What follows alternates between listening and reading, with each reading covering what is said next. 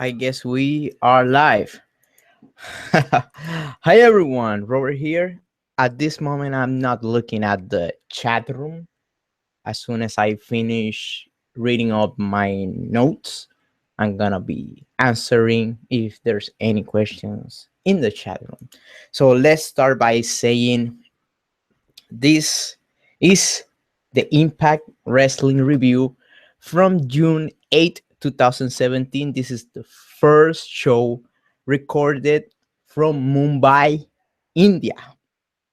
Right out of the bat, I got to give props to one of my followers on Twitter, someone who is very active in the Impact community. He goes by the name of Impact Lone Wolf. He's from India, and that man took a bus ride 9 hours all the way to watch Impact Wrestling on India. So, mad shout out to Impact Lone Wolf.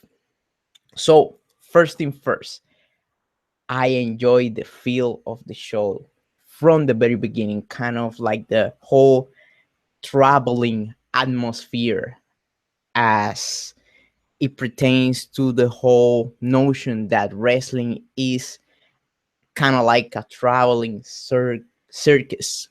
So that idea, I love it, and I think they could have something very interesting every time they do something out of the impact zone. You could talk about the history of the place, even if it is inside of the states, because there's a lot of people who watch impact wrestling who are not born or have ever lived in the US. So the show opened up with Bruce Prichard, Josh Matthews, and Jeremy Borach. And Bruce Prichard telling them, like an authority figure that he is, that the bickering and the infight must stop and they should not put hands on each other. They should not have any type of physical altercation. If they do something like that, they will lose their match as Slammiversary, and also they will be fired. So, in order to keep the commentators on the same side, he decided to do that. Next, we got another promo. We got the Global Force Wrestling Champion, Alberto El Patron. He went to the ring and he said, "Hey, I have won the title all around the place. Everywhere I have been a champion.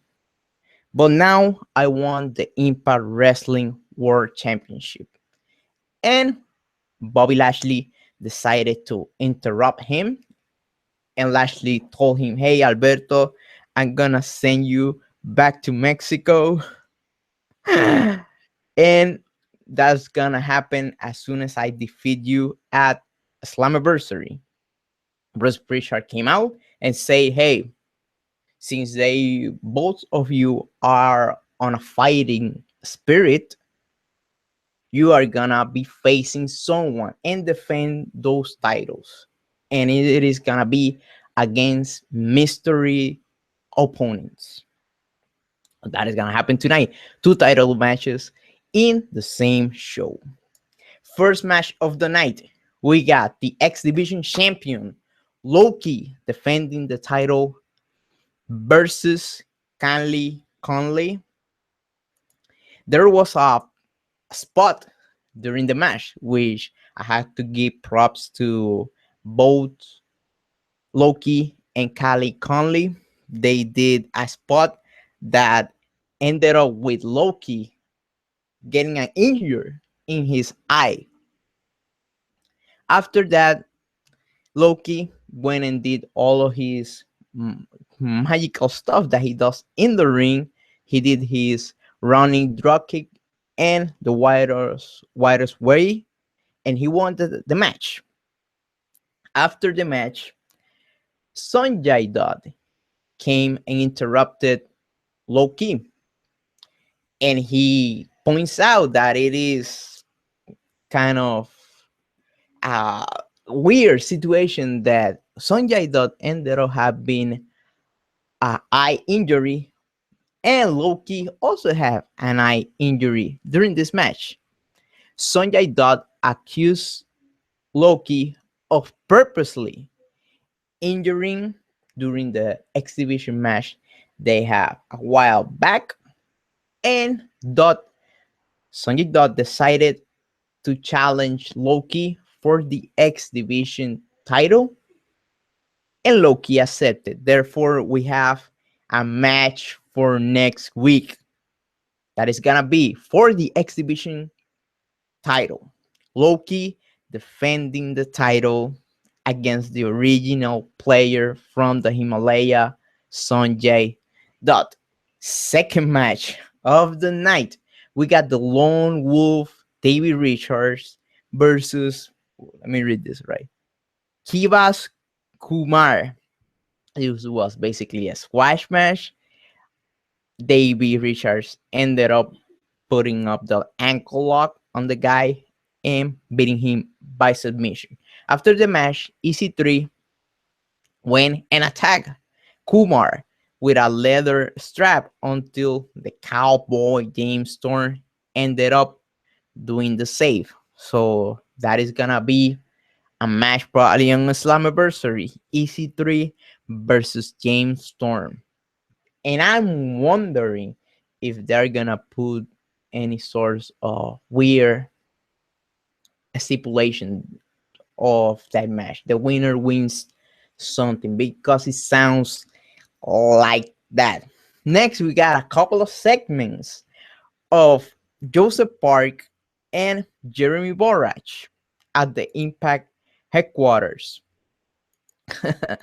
And it was fun, very meme worthy. That is something that Jeremy Borash is very talented on doing kind of meme worthy type of videos. That's something that I wanted to talk about, but I haven't had that much of a time. The whole memeology thing, but that is a subject very weird. That is gonna be I'm gonna be talking about that in the future. But they are now practicing and training to get ready for the match against Josh Matthews and Scott Steiner at a Slammiversary, which actually I'm kind of looking forward to that match because it is gonna be fun as hell. It is probably gonna be the most entertaining match outside of wrestling during the whole pay-per-view. No doubt about that. Next, we got the best match of the night. We got Walking Armageddon. Lashley defending the Impact Wrestling World title against none other than Moose. Holy cow. These two fellas have good chemistry in the ring.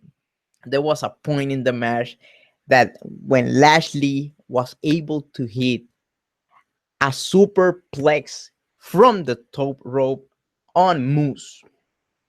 Then later, Moose was able to hit the go to hell chokeslam, but Bobby Lashley kicked out at two. Lashley then avoided a clothesline and was able to hit a spear, and that was it. The winner was Bobby Lashley. Good match. It was about 15 to 20 minutes long, quite long. Good timing. I wanted to see them wrestle each other in the near future on pay-per-view because I know they could do something very special. Next, we got a segment of the Latin American Exchange LAX, celebrating that they have all the gold, they have the Impact titles, and they have the GFW titles. So I and other people like me, I'm wondering who LAX is gonna wrestle at the Slammiversary pay-per-view. So I'm still on the lookout. I hope they do something. They must come out or something, but I guess it has to be something backstage because they already recorded everything before the show on India. Next, we got for the first time ever working as a baby face on Impact Wrestling, Rosemary wrestling against Laura Banes, who was with Sienna. Rosemary looked kind of, mm, how can I say? She looks good because she's a good wrestler, but it's kind. I'm not still used to seeing her working more of a baby face style, not as much as a dominant monster personnel person. Sorry, but at the match ended up finishing with Rosemary putting up a pin-up roll-up and pinning Laura Banes. After the match, Laura Banes and Sienna ended up attacking Rosemary from behind, and Ali came down to the ring and made the save. So probably on Slammiversary, they're gonna do some sort of four-way dance or a tag team match with the Impact Knockouts title on the line. That would be my guest at this moment. Next, we got the last match of the night. Alberto El Patron defending the Global 4 title versus Chris Adonis with Eli Drake. This was not a regular match, basically. What it worries me is that Alberto was wearing a shirt and he's not out of shape he's not fat or anything like that, but it kind of worries me. Why is he wearing a shirt to the ring? The one who should be wearing a shirt to the ring is Congo Kong, but that is another subject for another day. But at the end of the match, we ended up seeing Alberto El Patron doing the double foot stomp on Chris Adonis and pinning him. After the match, Eli Drake and Chris Adonis ended up doing a double team on El Patron, beating him down until Moose came in and did the save.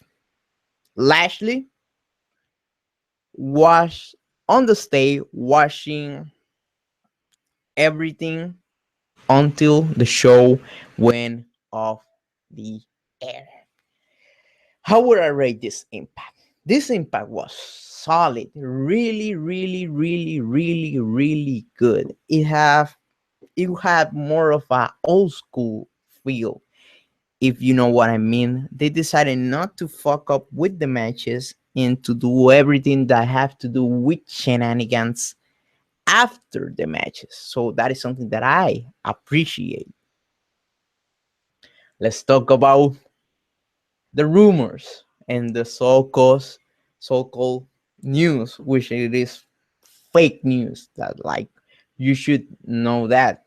But our friend Dave Meltzer, the king of fake news, he went ahead and decided to write an article saying that everyone, each and every one of the people who were at the India Impact Zone were paid by Impact Wrestling.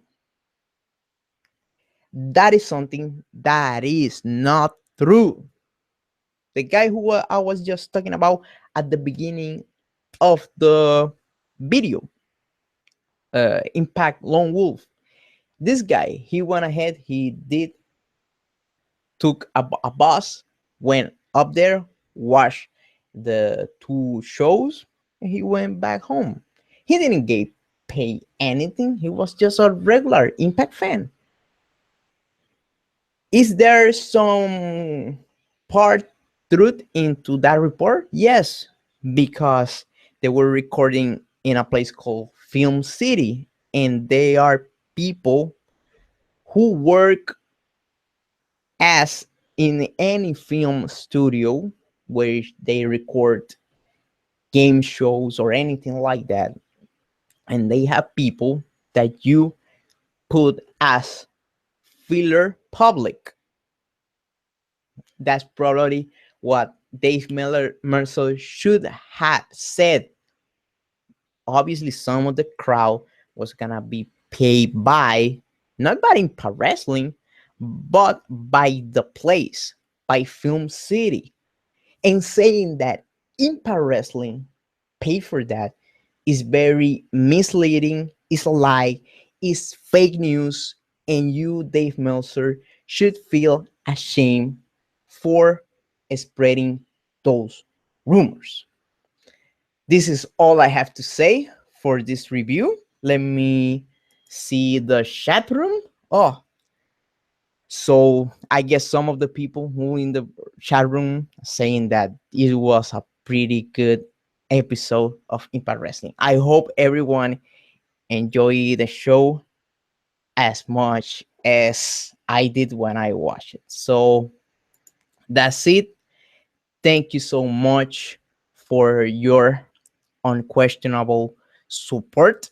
I'm gonna be back next week, not at the same time as usual because I am working outside home, but I'm gonna be back at least by Saturday. So thanks so much. Don't forget to follow me at Twitter at Wrestling Robert. And that would be it for it. Thank you. Goodbye and thanks for watching.